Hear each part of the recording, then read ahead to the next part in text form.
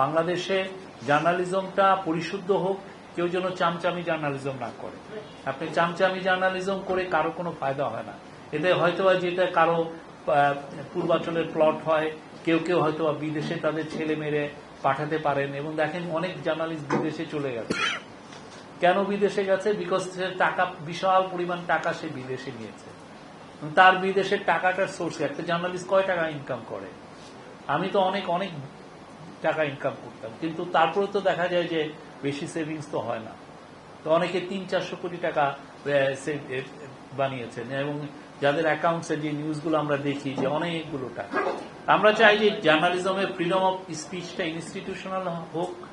প্রত্যেকটা পত্রিকা, news website, TV, তাদের অবশ্যই মতাদর্শ থাকবে, কিন্তু রিপোর্ট যেগুলো করুক সেটা যেন প্রো পিপল হয়, মানুষের কথা বলে এবং পাওয়ারফুল পিপলকে অ্যাকাউন্টেবল করে।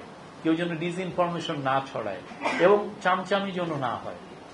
ভয়াবহ রকমের চামচামি হয়েছে গত 15 বছর, ভয়াবহ।